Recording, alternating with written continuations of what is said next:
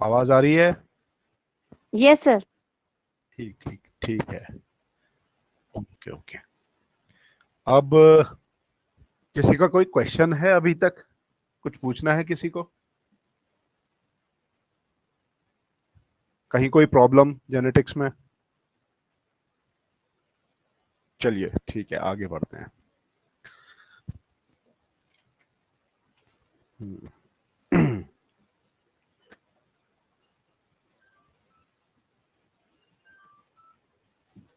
देखिए,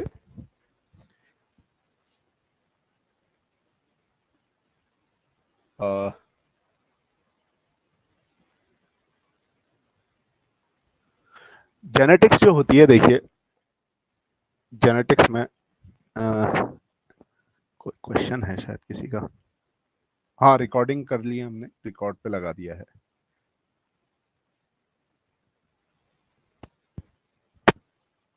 आज हम जेनेटिक मटेरियल के ऊपर बात करेंगे।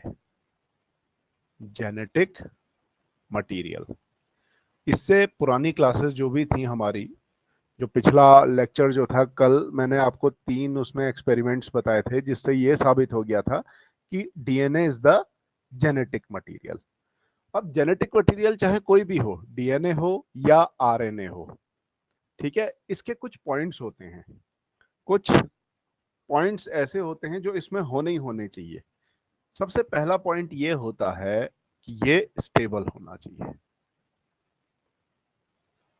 मतलब इस ये मॉलिक्यूल इतना स्टेबल हो कि ये आम मतलब जो कंडीशंस होती हैं, नॉर्मल कंडीशंस, उनमें, उन कंडीशंस में इस डीएनए के मॉलिक्यूल पे या आरएनए के मॉलिक्यूल पे असर ना पड़े। स्टेबल होना चाहिए। स्टेबिलिटी बहुत बड़ा फैक्टर है। दूसरा जो इंपॉर्टेंट पॉइंट होता है इसमें कि ये रेप्लिकेशन इसने करनी चाहिए। रेप्लिकेशन का मतलब ये होता है कि ये अपनी जैसी कॉपी हर बार बनाए। जब भी सेल डिवाइड हो तो अपनी जैसी कॉपी बनाए, और वो जो नए सेल्स बन रहे हैं, डॉटर सेल्स, उनमें ये कॉपी को ट्रांसफर करे। तो ये डीएनए रेप्लिकेशन या आरएनए रेप्लिकेशन कहलाता है।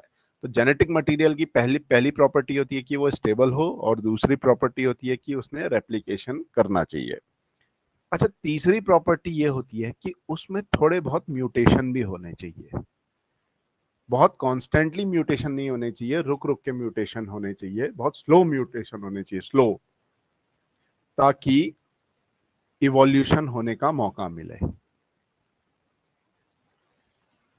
तो ये बहुत इंपॉर्टेंट पॉइंट था कि स्टेबिलिटी के साथ साथ उसमें थोड़ा बहुत म्यूटेशन की गुंजाइश होनी चाहिए। जो चौथा पॉइंट इसमें आता है वो ये आता है कि ये अपने आप को एक्सप्रेस करे। अब देखिए, एक्सप्रेस का मतलब क्या होता है? एक्सप्रेस का मतलब ये होता है कि मान लीजिए वो डीएनए है। ऑलराइट, डीएनए में क्या होंगी? जीन होंगी। जीन का काम क्या होगा? प्रोटीन बनाना।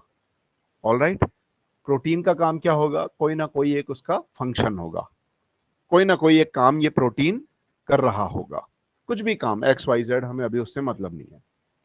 तो ये जो जेनेटिक मटेरियल है हमारा, इसने इस फंक्शन के थ्रू अपने आप को क्या किया? एक्सप्रेस किया।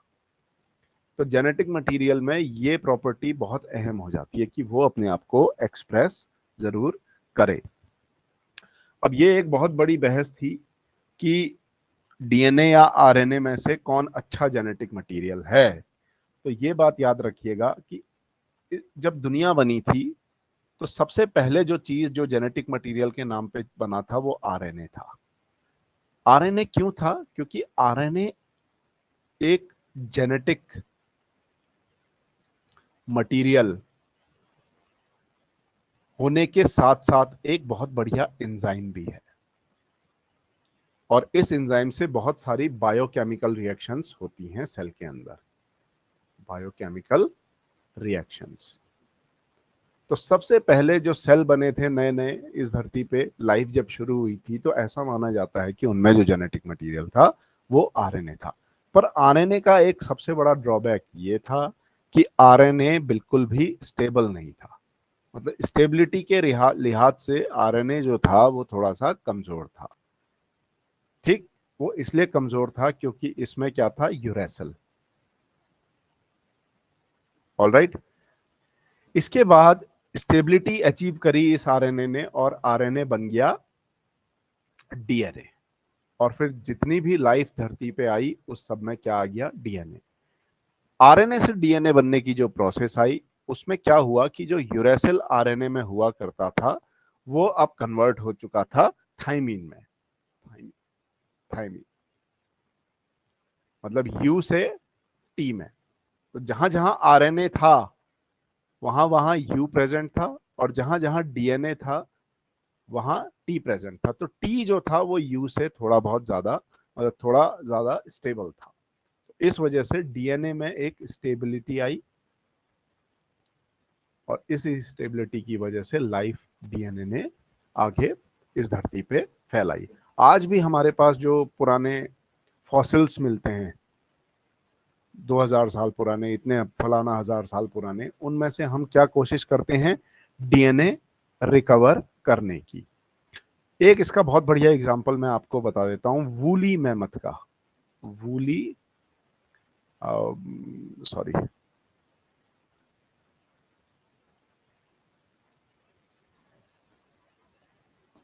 ये फिर से हैंग हो गया, एक सेकंड रुकिए जरा आप लोग।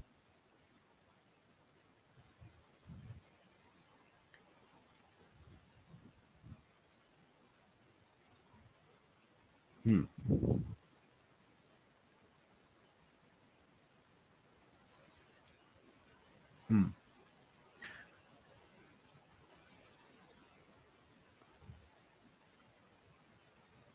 मैमथ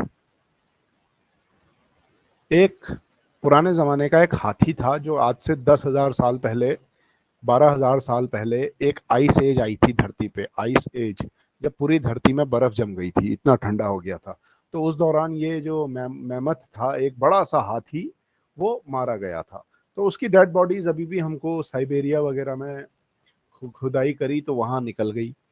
तो उसमें से उसका डीएनए एक्सट्रैक्ट करके एक प्रोजेक्ट है कि वूली मैमथ को दोबारा जिंदा किया जाए। तो ये एक, देखिए कितनी बढ़िया बात है, ये जानवर 10-12 हजार साल पहले ही एक्सटिंक्ट हो चुका है। और भी पुराना माना जाता है एक्सटिंक्शन इसका, लेकिन मान के चलिए 10-12 हजार साल पहले ये एक्सटिंक्ट हो चुका है। लेकिन 12,000 साल से इसका डीएनए जस का तस है, उसमें कोई बदलाव नहीं आया है। तो डीएनए की स्टेबिलिटी पे बात है।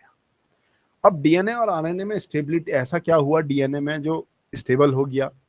देखिए आरएनए जो था हमारे पास वो अनस्टेबल था, अनस्टेबल। वहीं हमारे पास जो डीएनए आया वो क्या हुआ, वो स्टेबल हो गया। अब ऐसा क्या बदलाव हुआ इसमें कि आरएनए से डीएनए बनने में कि ये स्टेबिलिटी आ गई? देखिए आरएनए में प्रेजेंट होता है यूरेसिल, ऑलराइट, और डीएनए में प्रेजेंट होता है थाइमीन, जिसको आप टी नाम से जानते हैं और जिसको आप यू नाम से जानते हैं, ऑलराइट। तो एक्चुअल में देखिए क्या होता है, ये थाइमीन यूरेसिल जो होता है वो नॉर्मली एक मॉलिक्यूल होता है।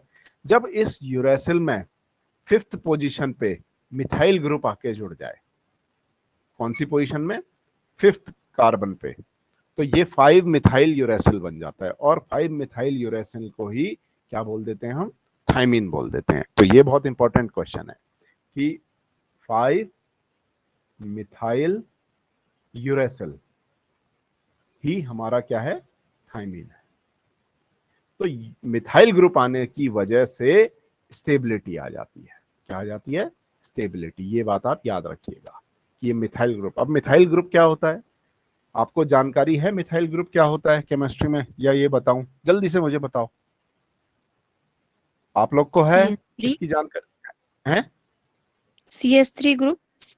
हाँ CH3 ग्रुप। अच्छा जिनको नहीं पता मैं बता देता हूं, चलिए देखिए, एक होता है एल्केन, ऑलराइट। एल्केन में से जब आप हाइड्रोजन को माइनस कर देते हो तो आपके पास जो ग्रुप बच जाता है वो एल्काइल ग्रुप कहलाता है। जैसे हमारे पास पहला एल्केन होता है CH4, इसका नाम क्या होता है, मीथेन, ऑलराइट। जब इसमें से एक हाइड्रोजन आप माइनस करोगे तो ये क्या बन जाएगा, CH3। इसी को बोल देंगे क्या, मीथेन से क्या बन गया है, मिथाइल ग्रुप। CH3 में एक पोजीशन खाली हो जाती है जिसको इस डैश से ऐसे करके दिखा देते हैं, यहीं पर ये इसी पोजीशन से जुड़ता है। मतलब 1 2 3 4 यहाँ पर हाइड्रोजन जुड़े हुए हैं इसके पास, ये मीथेन था, लेकिन क्या हुआ, 1 2 3 और 4 हाइड्रोजन, इसमें से 3 ही हाइड्रोजन रह गए और एक पोजीशन खाली हो गई, तो ये मिथाइल ग्रुप बन जाता है। मिथाइल ग्रुप का डीएनए में बहुत बड़ा रोल होता है, हाँ ये बात याद रखिएगा। आगे जब हम प्रोटीन सिंथेसिस पढ़ेंगे या डीएनए रेप्लिकेशन पढ़ेंगे तो वहां अगर मौका मिला ये पढ़ाने का तो मैं जरूर पढ़ाऊंगा। तो मिथाइलेटेड मिथाइल ग्रुप का बहुत अहम रोल है। सबसे अहम रोल तो यहीं पर आपकी समझ में आ गया कि आरएनए से डीएनए जब बना तो वहां पर यूरेसिल में मिथाइल ग्रुप आके जुड़ा और उसने यूरेसिल को टी में कन्वर्ट कर दिया, जो स्टेबिलिटी ले आया। तो ये बहुत इंपॉर्टेंट पार्ट था, इसको याद रखिएगा। अब नेक्स्ट जो इसमें आता है वो आता है आरएनए के बारे में। अब थोड़े बहुत जानकारी आरएनए के बारे में भी आपको होनी चाहिए। आरएनए का फुल फॉर्म होता है क्या, राइबो न्यूक्लिक एसिड। आरएनए और डीएनए में क्या अंतर होता है, देखिए पेंटोज शुगर होती है हमारे पास, जैसा कि मैंने आपको बताया था, दोनों स्ट्रक्चर में ये पेंटोज शुगर प्रेजेंट होती है, ठीक है। इस पेंटोज शुगर में OH ग्रुप प्रेजेंट है या OH ग्रुप एब्सेंट है, यही इस चीज को डीएनए या आरएनए बनाती है, ठीक है। तो जब OH ग्रुप प्रेजेंट होगा तो आरएनए बनेगा, और जब OH ग्रुप एब्सेंट होगा तो क्या बन जाएगा, डीएनए। ये सेकंड कार्बन की बात कर रहा हूं मैं, इस सेकंड कार्बन पे। फर्स्ट कार्बन ये होता है, फर्स्ट कार्बन, और ये सेकंड कार्बन है। तो सेकंड कार्बन पे यहाँ पर OH ग्रुप बहुत इंपॉर्टेंट हो जाता है। जब इस शुगर में यहाँ पर सेकंड कार्बन पे OH ग्रुप प्रेजेंट नहीं होगा, उसकी जगह पे हाइड्रोजन होगा, तब ये थोड़ा सा एक मिनट, हाँ, तब ये थोड़ा सा स्टेबल हो जाएगा। तो ये डीएनए का स्ट्रक्चर और आरएनए के स्ट्रक्चर में ये बदलाव होता है। तो हम आरएनए के बारे में थोड़ा और जानकारी आपको बता देता हूँ। आरएनए के बारे में आपको ये क्वेश्चंस बहुत पूछे गए हैं जो मैंने देखे हैं। तो देखिए सबसे पहले तो आरएनए कितने टाइप के होते हैं, टाइप देख पढ़ेंगे हम, types of RNA, types. Alright, पहला होता है, देखिए एक सेल के अंदर आरएनए के टाइप क्या क्या होते हैं, mRNA, mRNA, M for messenger, messenger RNA. दूसरे टाइप का जो आरएनए होता है वो टीआरएनए होता है, tRNA, T for transfer. Alright, और तीसरे तरीके का जो आरएनए सेल के अंदर प्रेजेंट होता है उसको बोल देते हैं आरएनए। ये पहले टीएमआर जो लिखेंगे हम, ये स्मॉल लेटर्स में लिखेंगे, टीआरएनए, इसका मतलब होता है राइबोसोमल, राइबोसोमल आरएनए। तो ये बात आप याद रखिएगा, जो आरएनए होता है वो एक सेल में 80% प्रेजेंट होता है, 80%। टोटल आरएनए का 80% कौन सा होता है, राइबोसोमल आरएनए। तो एक क्वेश्चन ये आता है कि सेल में सबसे ज्यादा कौन सा आरएनए पाया जाता है, तो वहां पर आंसर होता है राइबोसोमल आरएनए। इसके बाद जो टीआरएनए होता है हमारे सेल्स में, वो करीब करीब 15% होता है, और बचा हुआ 5% जो होता है वो एमआरएनए होता है। तो ये बात आप याद रखिएगा कि एमआरएनए इसमें सबसे कम होता है, सबसे ज्यादा इसमें राइबोसोमल आरएनए होता है। अब इन आरएनए का जो फंक्शन होगा वो जब समय आएगा तब मैं आपको तब बताऊंगा, लेकिन फिलहाल अभी ये बात याद रखिएगा कि आरएनए के टाइप्स, एमआरएनए, टीआरएनए, आरआरएनए, ठीक है। इनके अलावा भी कुछ आरएनए सेल के अंदर पाए जाते हैं। इन 3 स्पेसिफिक आरएनए के अलावा भी सेल के अंदर क्या होते हैं, और दूसरे डिफरेंट टाइप्स के आरएनए पाए जाते हैं ट्रेसेस में। वो कौन कौन से होते हैं, एक पाया जाता है एसएनआरएनए, क्या पाया जाता है, एसएनआरएनए। दूसरा पाया जाता है टीलोमरेज आरएनए, टीलोमरेज आरएनए। और पाए जाते हैं एंटीसेंस आरएनए, और एक होता है SIRNA, ठीक है। तो ये 4 अलग तरीके के और आरएनए हमको सेल्स के अंदर देखने को मिलते हैं। इनका फंक्शंस धीरे धीरे करके जब जब आएगा तब समझा दूंगा। फिलहाल एसएनआरएनए का मतलब होता है स्मॉल न्यूक्लियर आरएनए। ठीक है, ये एमआरएनए की प्रोसेसिंग में काम आता है। एमआरएनए की प्रोसेसिंग में मतलब एमआरएनए की कटाई छटाई में, एमआरएनए को उसका रूप देने में ये एसएनआरएनए बहुत अहम रोल निभाता है। ये नेट का क्वेश्चन था, नेट में पूछा गया था। ठीक है, एसएनआरएनए। उसके बाद टीलोमरेज आरएनए। टीलोमरेज क्या होता है? ये एक तरीके का एंजाइम की तरह काम करता है। ऑलराइट।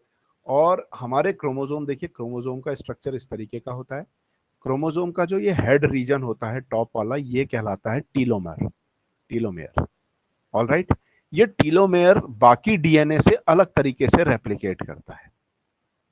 ठीक है, ये जो टीलोमेयर होते हैं इनकी रेप्लिकेशन प्रोसेस थोड़ी सी अलग होती है बाकी के डीएनए से। है वो भी डीएनए, लेकिन डीएनए जब रेप्लिकेट करेगा टीलोमेयर का तो उसमें एक थोड़ा सा अंतर आता है। तो वो अंतर जो आता है वो सिर्फ और सिर्फ इस टीलोमरेज आरएनए की वजह से आता है। ये हेल्प करता है टीलोमेयर के रेप्लिकेशन में। आपको पता है कि आपकी और हमारी जो उम्र है ना, वो लिखी हुई है। कहते नहीं है शास्त्रों में कि लिखा हुआ है भैया, अपनी मौत लिखा के लाता है इंसान। तो वो गलत नहीं कहते हैं। हमारी और आपकी जो एज है वो टीलोमेयर में लिखी जा चुकी है। टीलोमेयर की जो लेंथ होती है ना एक सेल में, आप कोई भी अपनी बॉडी का एक सेल निकालिए, उस सेल में से क्रोमोसोम निकालिए, उस क्रोमोसोम की स्टडी करिए और टीलोमेयर की लेंथ को स्टडी करिए। वो लेंथ आपको बता देगी कि कितना आप जी चुके हैं और कितना आप जीने वाले हैं। तो ये बहुत इंपॉर्टेंट चीज होती है टीलोमेयर, ये मजाक नहीं है। जितनी भी हमारी एजिंग की प्रोसेस है, बुढ़ापे आने की, वो टीलोमेयर की वजह से आता है।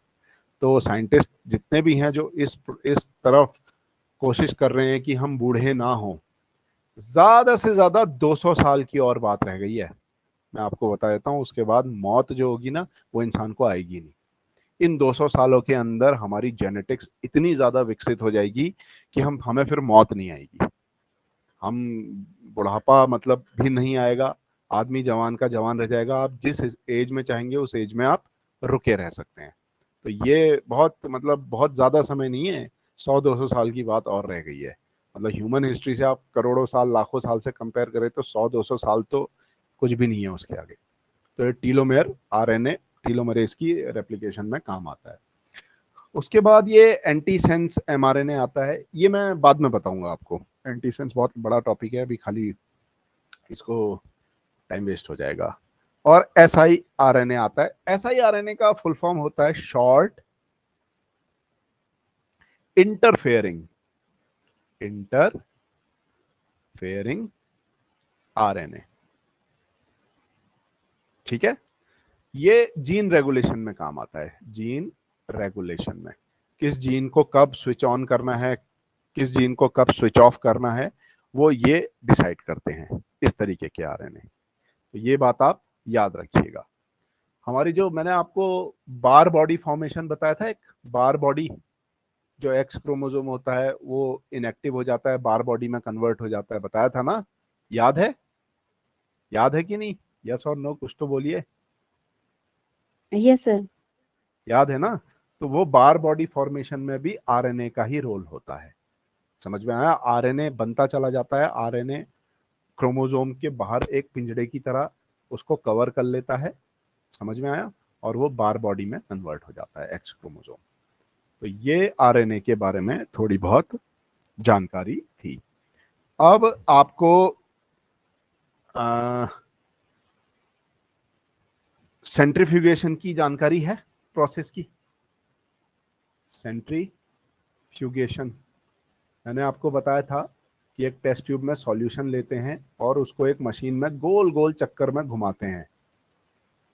बहुत तेज रोटेशन पर मिनट की स्पीड में 2000, 3000, 5000, 10,000, इस इतने चक्कर एक मिनट के अंदर ये मशीन लगाती है, गोल घूमती है। इसकी वजह से क्या होता है कि टेस्ट ट्यूब में बाहर की तरफ को एक फोर्स लगता है जिसको सेंट्रीफ्यूगल फोर्स बोलते हैं।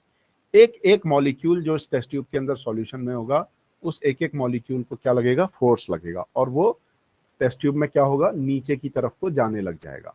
अब जब वो नीचे की तरफ को जाएगा तो हम इसके जाने की प्रोसेस अलग अलग तरीके से नाप सकते हैं। कोई छोटा मॉलिक्यूल होगा, कोई बड़ा मॉलिक्यूल होगा। तो बड़ा वाला मॉलिक्यूल थोड़ी देर लगाएगा जाने में, जबकि छोटा मॉलिक्यूल तुरंत चला जाएगा। तो हमको क्या मिलता है, सॉल्यूशन के अलग अलग बैंड मिल जाते हैं सेंट्रीफ्यूगन करने के बाद। तो इन बैंड्स में सॉल्यूशन जिन चीजों से बना होगा, ए से बना होगा, बी से बना होगा, सी से बना होगा या डी से बना होगा, तो वो सब जो घुले हुए थे वो अलग अलग हो जाते हैं, ए बी सी डी। आपको पता है आपके जो ब्लड में सेल्स होते हैं उनको भी सेंट्रीफ्यूगेशन से सेपरेट किया जाता है। जो आप ब्लड सैंपल देते हैं, ब्लड टेस्ट कराने जाते हैं अस्पताल में, तो वहां पर सेल्स को सेपरेट करने के लिए सेंट्रीफ्यूगेशन का ही यूज करते हैं। सेंट्रीफ्यूगेशन की एक सबसे इंपॉर्टेंट बात होती है सीजियम क्लोराइड। याद रखिएगा, CsCl, इसको बोलते हैं सीजियम क्लोराइड। ऑलराइट, जब भी हम सेंट्रीफ्यूगेशन करते हैं तो सीजियम क्लोराइड का एक घोल तैयार कर लेते हैं। ठीक है, कैसे कैसे होता है इसमें मैं आपको बता देता हूं। ये हमारे पास एक टेस्ट ट्यूब है। ऑलराइट, ठीक है, इसमें मैंने क्या किया, सीजियम क्लोराइड का एक सॉल्यूशन भर दिया है येलो कलर का। ठीक, और इसमें मैंने क्या किया, अब अपना जो सेपरेट करना है वो सॉल्यूशन मिला दिया। ठीक है, सॉल्यूशन मिला दिया अलग अलग रंग का। तो ये सब अलग अलग मॉलिक्यूल है। सीजियम क्लोराइड के जो मॉलिक्यूल होते हैं वो अगर माइक्रोस्कोप पे देखें आप, तो ये येलो कलर का जो मॉलिक्यूल है वो बिल्कुल स्पंज की तरह दिखेगा। जैसे आप स्पंज को देखते हैं तो उसमें छोटे छोटे आपको छेद दिखाई देते हैं कि नहीं? तो वो छेद क्या होते हैं, बेसिकली नालियां जैसी होती हैं माइक्रोस्कोपिक लेवल पे, अंदर ही अंदर। ठीक है, तो उन नालियों से होते, जब भी मॉलिक्यूल को फोर्स लगता है तो वो मॉलिक्यूल क्या होता है, इन नालियों से निकल निकल के बचते बचाते दूसरी तरफ निकलने की कोशिश करता है। तो जो छोटा मॉलिक्यूल होता है तो वो तो जल्दी जल्दी निकल जाता है, लेकिन जो बड़ा मॉलिक्यूल होता है वो इन नालियों में अटक जाता है और बड़ी मुश्किल से धीरे धीरे निकलता है। तो इस तरीके से मॉलिक्यूल्स की जो माइग्रेशन की स्पीड होती है नीचे को, समझ में आया, वो अलग अलग हो जाती है। अलग अलग होने की वजह से हमको क्या मिलेगा, सेंट्रीफ्यूगेशन करने के बाद ये हमारे पास सीजियम क्लोराइड था, और जब हमने इसमें सेंट्रीफ्यूगेशन किया तो हमको क्या मिल गए, बैंड्स मिल गए। एक बैंड ये मिल गया, एक केमिकल यहाँ जो ब्लैक कलर का था, दूसरा यहाँ इस तरीके का, और तीसरा यहाँ। तो जो चीज इसमें 1 नंबर में घुली हुई थी, डिजॉल्व थी, वो यहाँ सेकंड नंबर में क्या हो गई, आफ्टर सेंट्रीफ्यूगेशन सेपरेट हो गई। और ये सेपरेशन तब पॉसिबल होता है जब आप सीजियम क्लोराइड का यूज करें। अगर आप सीजियम क्लोराइड के बिना सेंट्रीफ्यूगेशन करेंगे तो ये बैंड्स मिलने थोड़े मुश्किल हो जाते हैं। अब ये सीजियम क्लोराइड का बहुत ज़्यादा आगे इस्तेमाल, मतलब ये इस तरीके सेंट्रीफ्यूगेशन जो प्रोसेस होगी इसका आगे अभी जो मैं एक्सपेरिमेंट आपको बताऊंगा वहाँ बहुत बड़ा रोल है। तो यहाँ तक अगर किसी को कोई क्वेश्चन पूछना है तो मुझसे पूछ लीजिए। कुछ पूछना है? नहीं, ठीक है। अब हम देखते हैं आगे क्या है। हाँ, टॉपिक जो है, अब डीएनए रेप्लिकेशन की बात करेंगे हम। ठीक है, देखिए डीएनए रेप्लिकेशन क्या होता है। डीएनए रेप्लिकेशन, मैंने आपको बताया था डीएनए की प्रॉपर्टी, जेनेटिक मटेरियल की प्रॉपर्टी, कि वो रेप्लिकेट करेगा ही करेगा, मतलब अपनी जैसी कॉपी बनाएगा ही बनाएगा, ताकि वो अपनी कॉपी को नए सेल में डाल सके। तो हमारे पास ये डीएनए है, ऑलराइट, तो ये क्या करेगा, अपनी 2 कॉपियां बनाएगा।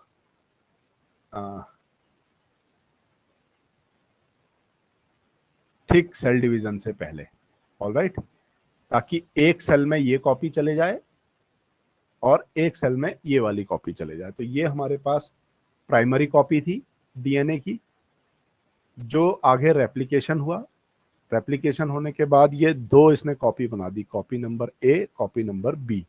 तो एक सेल को ये डीएनए मिल गया उसी का जैसा, अपनी कॉपी, बिल्कुल रेप्लिका।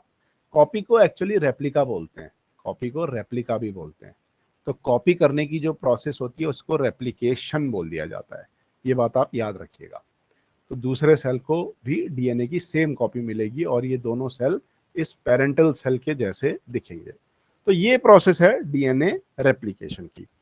तो डीएनए रेप्लिकेशन के ऊपर कई सवाल खड़े हुए कि डीएनए रेप्लिकेशन कैसे होता है, क्या होता है। तो इन सवालों का जवाब देखिए किसने दिया, वॉटसन एंड क्रिक ने।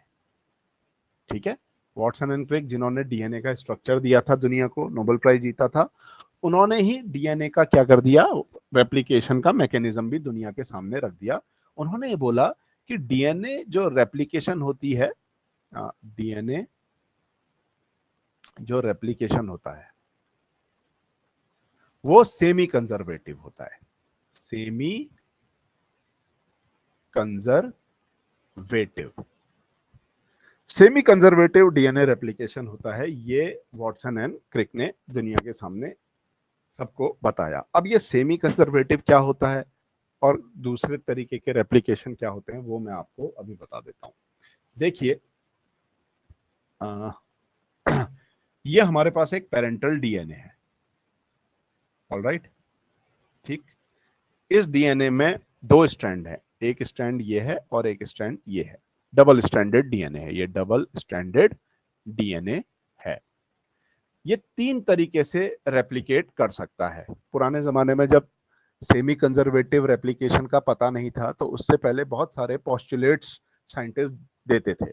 तो वो तीन तरीके के उन्होंने पोस्टुलेट्स दिए थे कि डीएनए रेप्लिकेशन कैसे करता है वो समझाने के लिए। तो पहला जो मॉडल दिया था उसको बोला गया था कंजर्वेटिव मॉडल।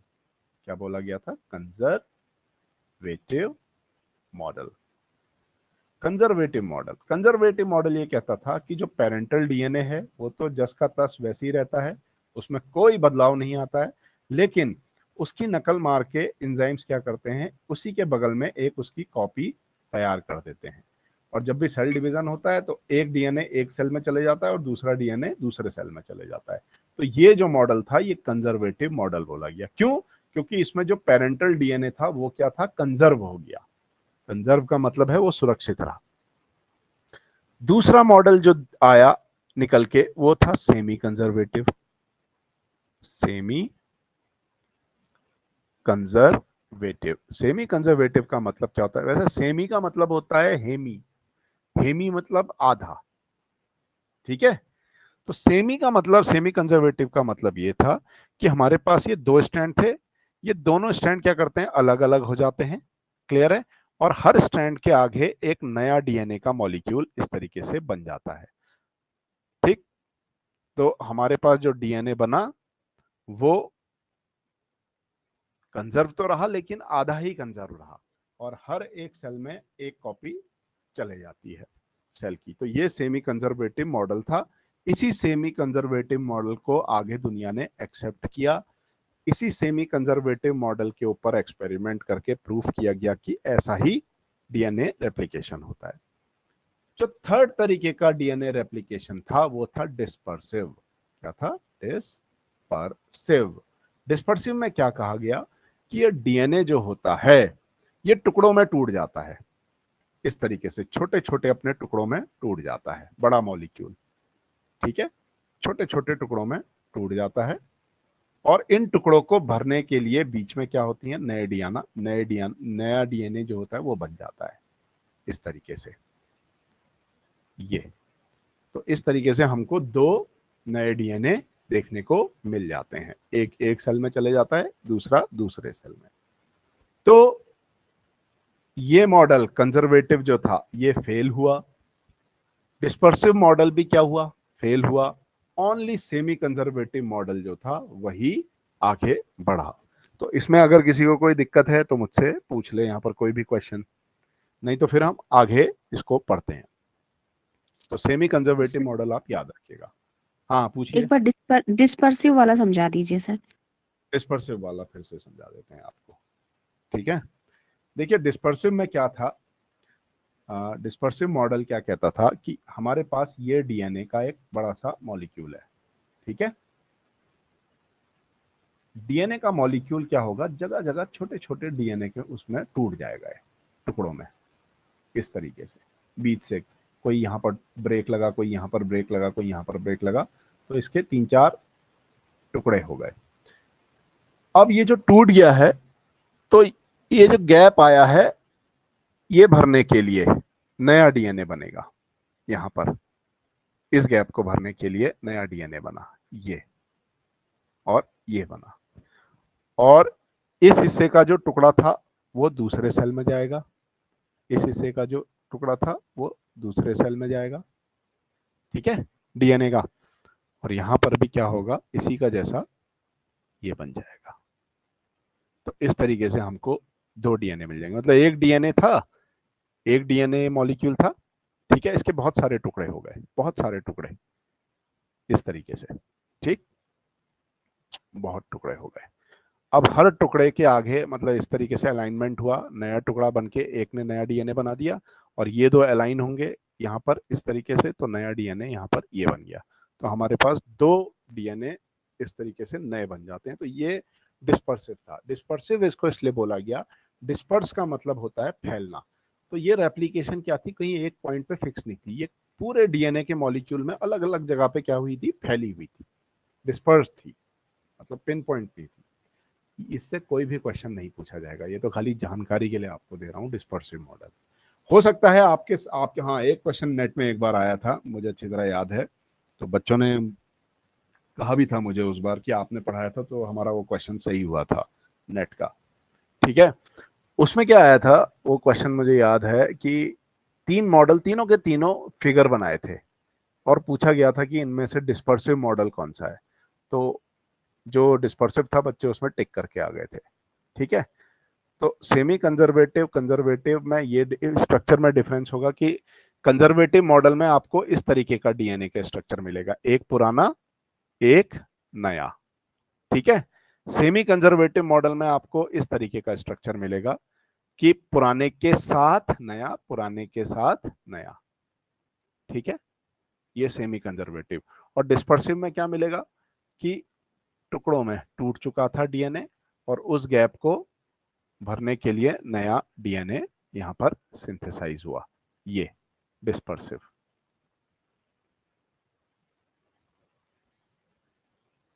इस तरीके का ये डिस्पर्सिव है। तो आप फिगर देख के समझ जाएंगे, ठीक है। Conservative, semi conservative and dispersive. आगे बढ़ते हैं। अब कौन सा ऐसा एक्सपेरिमेंट था जिससे हमको ये पता चला कि डीएनए जो था सेमी कंजर्वेटिव था। देखिए होता क्या है, डीएनए में नाइट्रोजन भी होता है। क्या होता है, नाइट्रोजन, ऑलराइट। नाइट्रोजन की 2 वैरायटी होती हैं, एक नाइट्रोजन 14 और एक नाइट्रोजन 15। नाइट्रोजन 15 को हैवी नाइट्रोजन बोलते हैं। क्या बोलते हैं, हैवी नाइट्रोजन। ये हैवी आइसोटोप है नाइट्रोजन का, ठीक है। इससे रेडियो एक्टिविटी का कोई लेना देना नहीं है।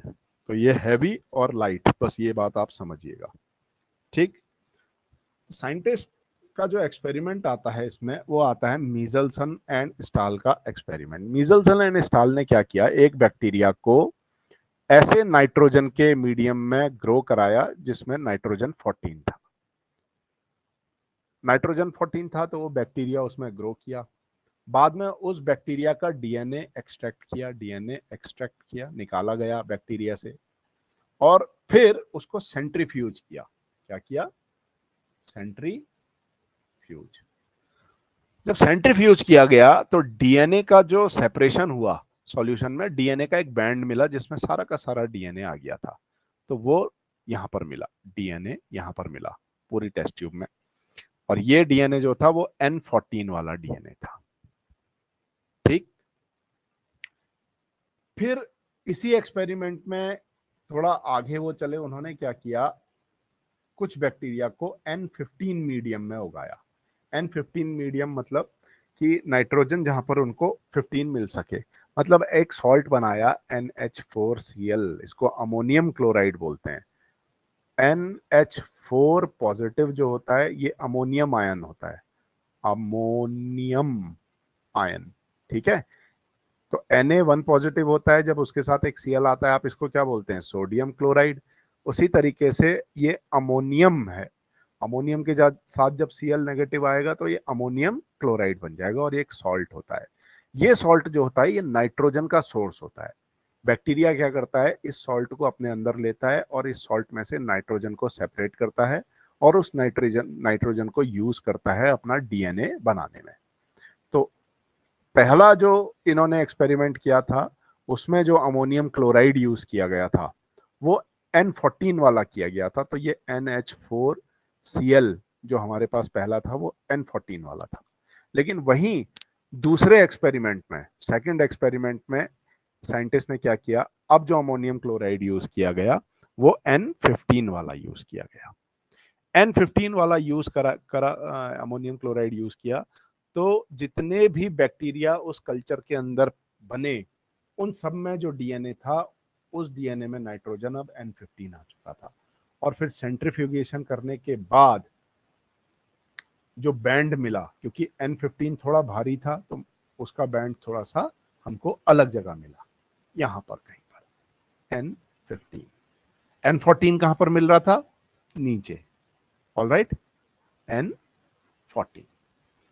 ठीक है, तो ये दो एक्सपेरिमेंट क्या थे, अलग अलग थे। पहला एक्सपेरिमेंट ये था और दूसरा एक्सपेरिमेंट ये था। यहां तक किसी को कोई दिक्कत नहीं है? ठीक है, चलिए, अच्छी बात है। आगे देखते हैं अब हम। बहुत ही अच्छा एक्सपेरिमेंट है ये मीजल्सन एंड स्टॉल एक्सपेरिमेंट जो मैं आपको बता रहा हूं। ये करीब 1958 में हुआ था एक्सपेरिमेंट, उसी एक्सपेरिमेंट की बात बता रहा हूं। तो अब वो एक्सपेरिमेंट हम पढ़ते हैं। इन दोनों ने क्या किया, मीजल्सन एंड स्टॉल ने सबसे पहले एक बैक्टीरिया लिया। ऑलराइट, सबसे पहले क्या किया, एक बैक्टीरिया लिया। कौन सा बैक्टीरिया लिया, अगर क्वेश्चन आ गया तो ई कोलाई।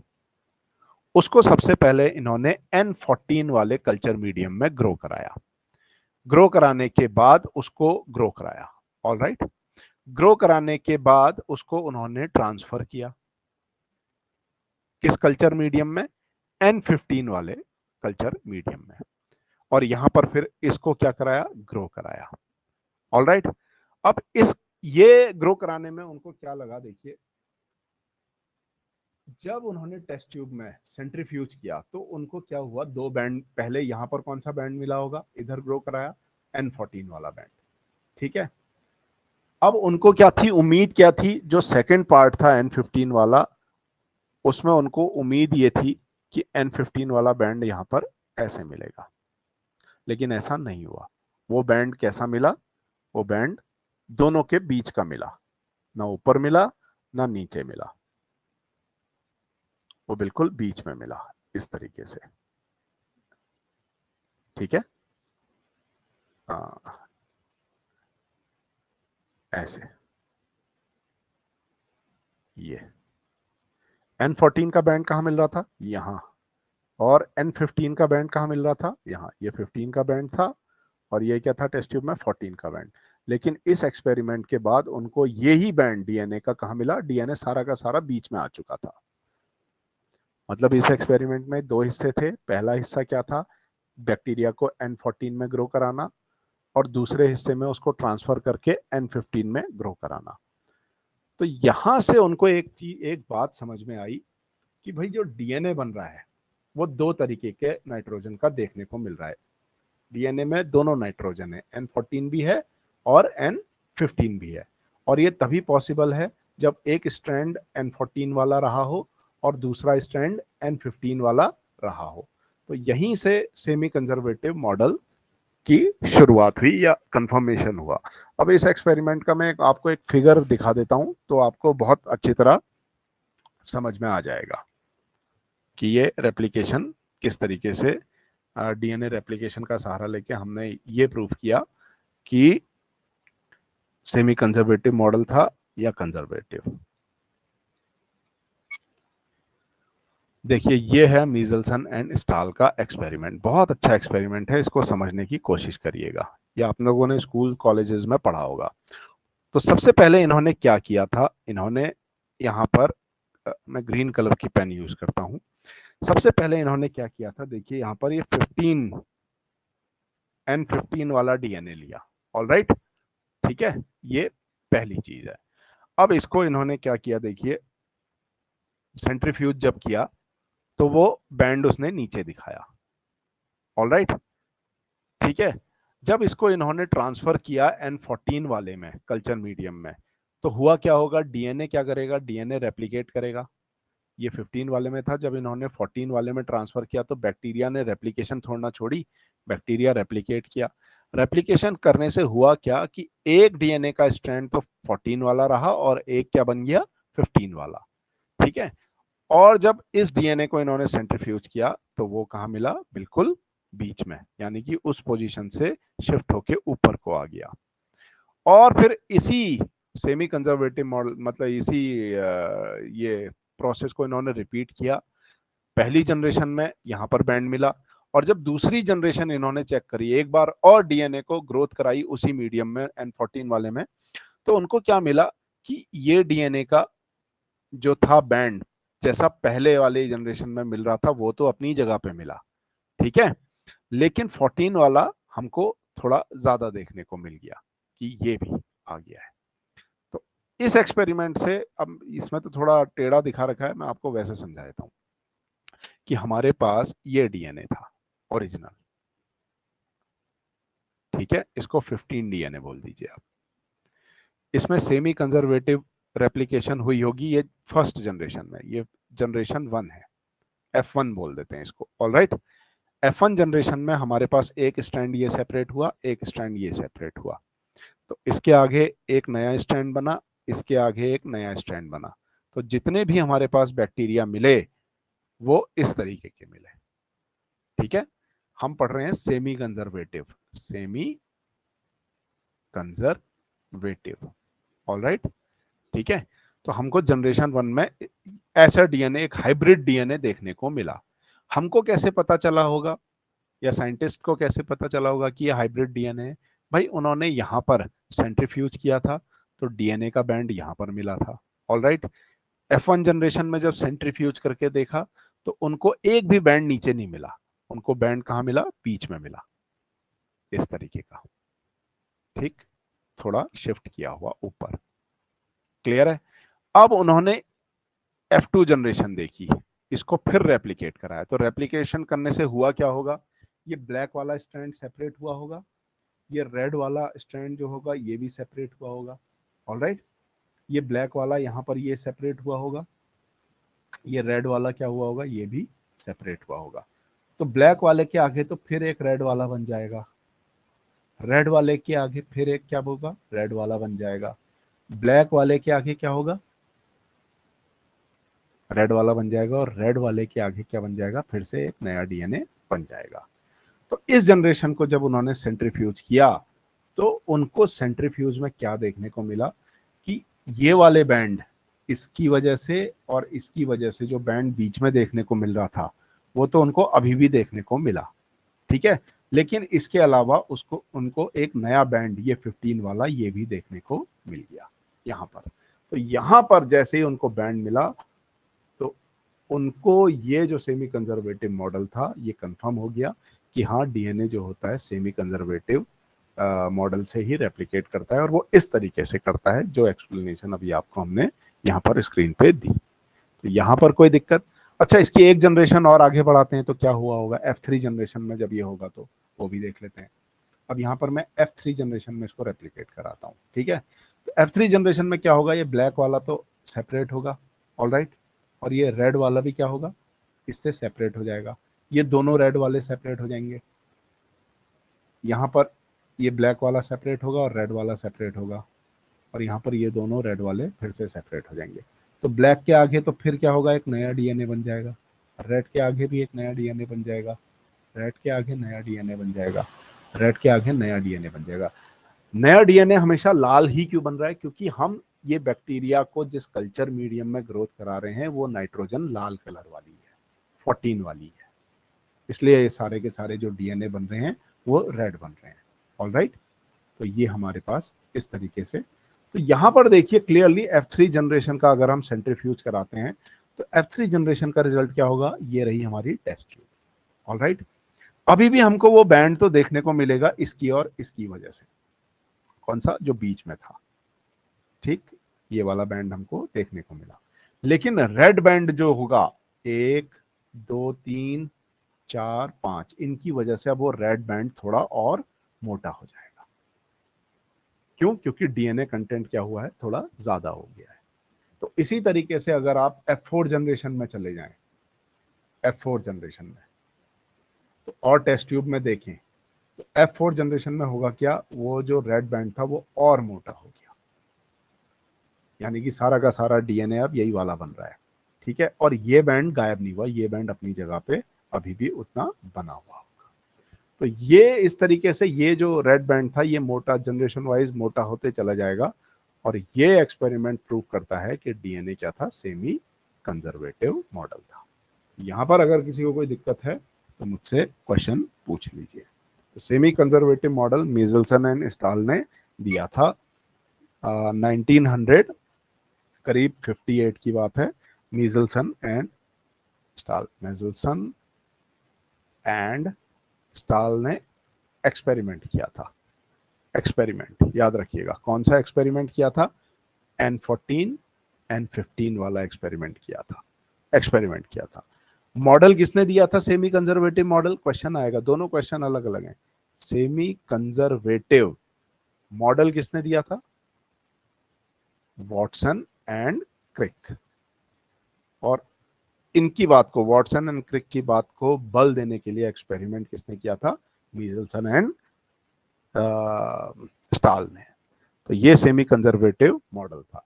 ये सेमी कंजर्वेटिव मॉडल हर एक ही जगह से पूरा नहीं होता। मतलब एक साइंटिस्ट और आए, टायलर नाम के, टायलर नाम के एक साइंटिस्ट और आए।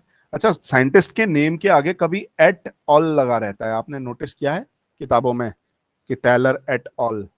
एट ऑल का मतलब होता है कि उनके साथ उनके और भी साथी, एट अल, ठीक है।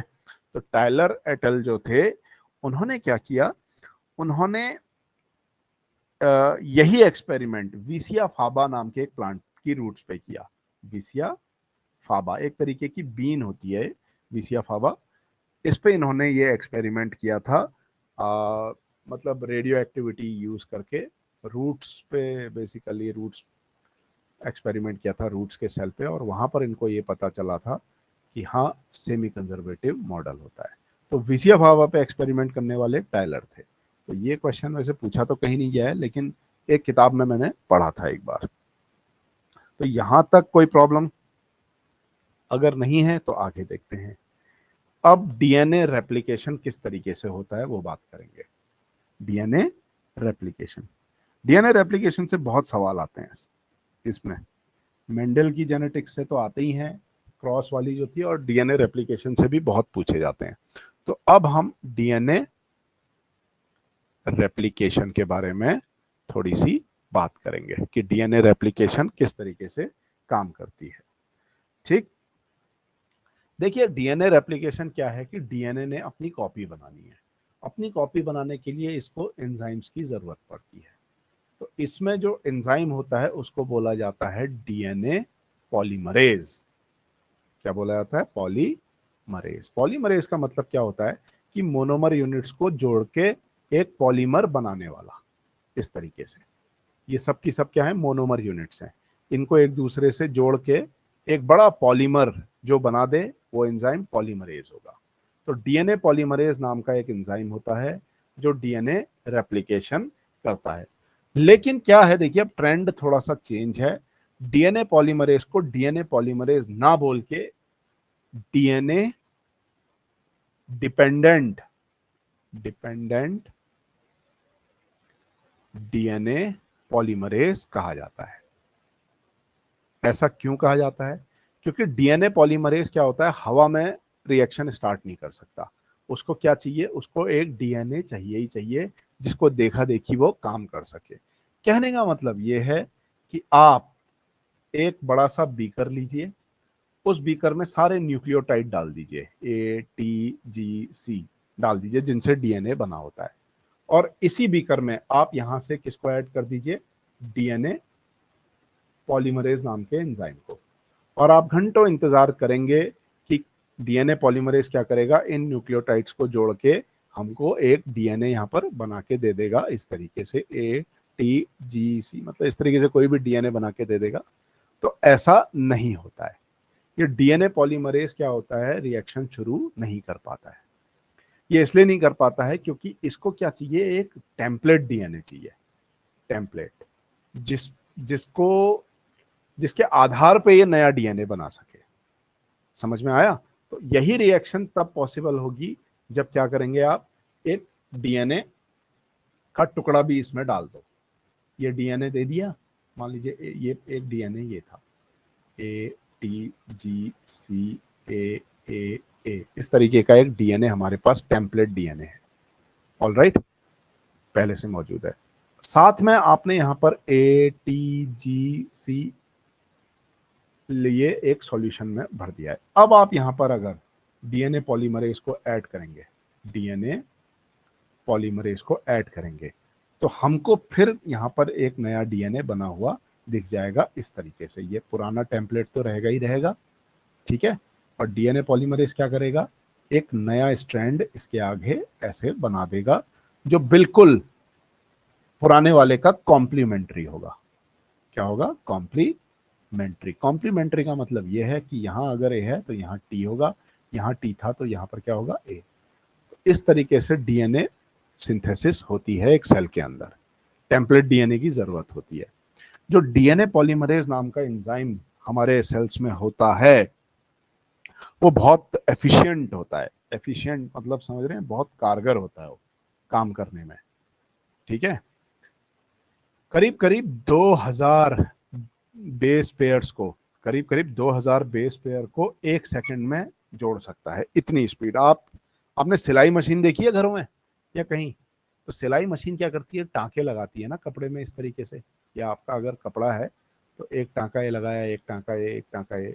अगर आप गिनेंगे तो 2000 टांके कितनी देर में लगाएगी वो? बहुत स्पीड में चलेगी भी तो 1-2 सेकंड लगाएगी, 3 सेकंड लगाएगी, ऐसे करके कर कर कर कर कर कर कर कर कर। लेकिन डीएनए पॉलीमरेज क्या कर रहा है, 2000 बेस पेयर्स को एक सेकंड में जोड़ दे रहा है, इतनी स्पीड में काम कर रहा है। और इतनी स्पीड में काम करने के बाद भी गलती की गुंजाइश 0 है। अगर वो गलती करेगा तो म्यूटेशन हो जाएगा, म्यूटेशन के होते ही ऑर्गेनिज्म मर जाएगा, जिंदा नहीं रहेगा, कुछ और बन जाएगा। तो गलती की कोई गुंजाइश नहीं होती डीएनए पॉलीमरेज में, बहुत कम। तो इसलिए इसको हाईली एफिशिएंट मॉलिक्यूल बोला जाता है, डीएनए पॉलीमरेज को। अब इस बात का आप अंदाजा लगाइए कि ई कोलाई जो बैक्टीरिया होता है हमारे पास, उसका टोटल जो डीएनए होता है वो करीब करीब 4.6 इंटू 10⁻6 बेस पेयर के बराबर होता है।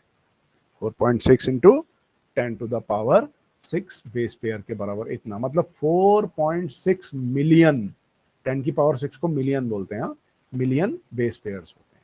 इतना बड़ा डीएनए मॉलिक्यूल होता है, और इतने बड़े मॉलिक्यूल को ये 38 मिनट में रेप्लिकेट कर देता है। यानी कि अगर आपसे कोई पूछे कि ई कोलाई जो बैक्टीरिया होता है कितने मिनट बाद डिवाइड करेगा, तो करीब करीब 40 मिनट के बाद ई कोलाई बैक्टीरिया क्या होता है, डिवाइड करता है। तो ये बात आप याद रखिएगा, ये डीएनए पॉलीमरेज की वजह से हो रहा है। अब पहला जो था इसमें एंजाइम, पहला जो फैक्टर था वो क्या था, डीएनए पॉलीमरेज। ऑलराइट, ये एक एंजाइम होता है। इसको डीएनए डिपेंडेंट बोलते हैं। क्या बोलते हैं, डीएनए डिपेंडेंट, क्योंकि ये बिना डीएनए के पॉलीमराइज नहीं कर सकता है, डीएनए सिंथेसिस नहीं कर सकता है। तो डीएनए इसको चाहिए, इसीलिए डीएनए पे डिपेंड करता है। दूसरी चीज डीएनए ये रेप्लिकेशन में हम देखते हैं, दूसरे एक बहुत इंपॉर्टेंट चीज होती है, उसको बोलते हैं origin of replication. Origin of replication का मतलब यह है कि हमारे पास डीएनए बहुत ही लंबा मॉलिक्यूल होता है, ये बहुत ही लंबा मॉलिक्यूल है। ऑलराइट, ये जो डीएनए है ये मिलियन बिलियन बेस पेयर्स, इतना लंबा मॉलिक्यूल है। तो सवाल यह है कि रेप्लिकेशन किस पॉइंट से स्टार्ट हो। तो कोई एक पॉइंट तो होना चाहिए ना, एक पर्टिकुलर जहां से रेप्लिकेशन स्टार्ट हो। जिस पॉइंट से रेप्लिकेशन स्टार्ट होती है डीएनए वहां पर इस तरीके से ऐसे खुल जाता है, ठीक है, ऐसे इस तरीके से खुल जाता है एंजाइम्स के लिए, ये ठीक। तो ये रेप्लिकेशन का एक बुलबुला टाइप का बन जाता है। इसको रेप्लिकेशन बबल या रेप्लिकेशन फॉर्क भी बोलते हैं। फॉर्क मतलब कांटा नहीं होता इस तरीके से, छुरी चम्मच वाला कांटा खाने वाला फॉर्क। तो ये इधर से देखें तो इस तरीके का दिखेगा कांटा, और इधर से देखें तो इस तरीके का दिखेगा। तो रेप्लिकेशन फॉर्क भी बोलते हैं इसको, या रेप्लिकेशन बबल। तो जहां पर से डीएनए रेप्लिकेशन शुरू होती है उसको बोलते हैं origin of replication. Origin of replication का मतलब यह है कि यहाँ पर डीएनए के कुछ सीक्वेंस ऐसे होते हैं, मतलब एटीजीसी इस तरीके से होते हैं कि वो सिर्फ और सिर्फ उनका एक ही काम होता है कि डीएनए रेप्लिकेशन शुरुआत कराना। ठीक है। अब यहाँ पर डीएनए रेप्लिकेशन की ओरिजिन पे अगर हम बात कर रहे हैं तो आपको मैं बता दूं कि बैक्टीरिया का जो डीएनए होता है, बैक्टीरिया का जो क्रोमोसोम होता है वो सर्कुलर डीएनए होता है। इस तरीके से सर्कुलर डीएनए होता है। ठीक है। बैक्टीरिया में एक ही क्रोमोसोम होगा, एक ही डीएनए होगा, और वो बिल्कुल सर्कुलर होता है, और वो बहुत बड़ा नहीं होता है इंसान के कंपैरिजन में या यूकैरियोट्स के कंपैरिजन में। तो बैक्टीरिया या प्रोकैरियोट की अगर हम बात करें, उनके डीएनए की बात करें, तो इनके डीएनए में सिर्फ एक ही ओरिजिन होती है, एक ही वो जगह होती है जहां से डीएनए रेप्लिकेशन स्टार्ट हो। अगर ये बैक्टीरिया ई कोलाई है, थोड़ी देर के लिए मान लेते हैं एग्जांपल ई कोलाई, तो ई कोलाई में इस ओरिजिन को बोला जाता है ओरी सी। ओरी फॉर ओरिजिन एंड सी उसको स्पेसिफिक नेम दिया गया है, ओरी सी। लेकिन वहीं अगर यूकैरियोट्स के डीएनए की बात करें, यूकैरियोट्स कौन होते हैं, कौन बताएगा? हर क्लास में बताता हूं मैं। यूकैरियोट्स कौन होते हैं? वो जिनके सेल में क्या होता है? न्यूक्लियस होता है। कौन कौन होते हैं? Plants, animals and fungus. याद रखिएगा, प्लांट्स, एनिमल एंड फंगस। ठीक है। तो जितने भी यूकैरियोट्स होते हैं, अगर हम इनका डीएनए देखें, इनका बहुत बड़ा डीएनए होता है। ऑल राइट, बहुत ही बड़ा डीएनए होता है। तो इनमें एक ओरिजिन ना होके कई ओरिजिन होती है, कई ओरिजिन होती है। ठीक है। तो मल्टीपल ओरिजिन किस में होता है? मल्टीपल ओरिजिन ये यूकैरियोट्स में होता है। ओरिजिन क्या है? बेसिकली डीएनए के ऐसे बेस सीक्वेंस हैं जहां से रेप्लिकेशन शुरू होती है। ये मतलब कुछ हजार ओरिजिन्स होती हैं इनमें, सेवरल थाउजेंड, एक नहीं, दो नहीं, तीन नहीं, 100 नहीं, several thousands of origins in eukaryotic DNA. तो यूकैरियोटिक डीएनए क्योंकि साइज में बहुत बहुत बहुत बड़ा होता है, इसीलिए उसको मल्टीपल ओरिजिन की जरूरत पड़ी, ताकि हर जगह से रेप्लिकेशन वो स्टार्ट कर सके, तब जाके नया डीएनए बनेगा। किस तरीके से बनेगा देखिए, यहां पर अगर एक यूकैरियोटिक डीएनए की बात करूं मैं इस तरीके से, तो उसमें हर जगह बुलबुले इस तरीके से खुल जाएंगे जहां जहां ओरिजिन होगी, और ये बुलबुले क्या होंगे? बड़े होते चले जाएंगे, नया डीएनए बनता चला जाएगा। इस तरीके से बुलबुले क्या होंगे? समय के साथ प्रोसेस होते चलेंगे, बड़े होते चले जाएंगे, और इनमें क्या होगा? यहाँ नया डीएनए इनके परस्पर बनता चला जाएगा। ये ऐसे, इस तरीके से डबल स्ट्रैंड, समझ रहे हैं आप? ये एक डबल स्ट्रैंड बना ये, और कुछ समय आएगा, एक समय जब ये डीएनए पूरा का पूरा क्या होगा? सेपरेट हो जाएगा। तो ये एक डीएनए ये बन गया सेमी कंजर्वेटिव मेथड से, और उसी की कॉपी ये बन गई सेमी कंजर्वेटिव मेथड से। क्योंकि ये बहुत बड़ा डीएनए होता है, इसलिए इसको मल्टीपल ओरिजिन की जरूरत पड़ती है। तो यहां से हमारे पास दो क्वेश्चन बने। पहला क्वेश्चन ये बना कि डीएनए रेप्लिकेशन कहां से शुरू होता है, तो उसको बोल देते हैं ओरिजिन। दूसरा क्वेश्चन हमारे पास ये बना कि प्रोकैरियोट्स में कितनी ओरिजिन होती हैं? Only one. यूकैरियोट्स में कितनी ओरिजिन होती हैं? थाउजेंड्स। समझ में आ गया? और तीसरा एक और क्वेश्चन जो मेरे दिमाग में आ रहा है, मैं एग्जामिनर हूंगा तो दे दूंगा, कि ई कोलाई की ओरिजिन का क्या नाम होता है? उसका नाम होता है ओरी सी। तो ये तीन क्वेश्चन यहाँ पर हमारे रेडी हो गए। तो यहां तक कोई दिक्कत? ओरिजिन समझ में आ गया? अब आज की क्लास यहीं पर तक रोकते हैं, इसके आगे कल देखेंगे। अगर कोई क्वेश्चन है तो पूछ लीजिए, पुराना नया कुछ भी। नहीं है?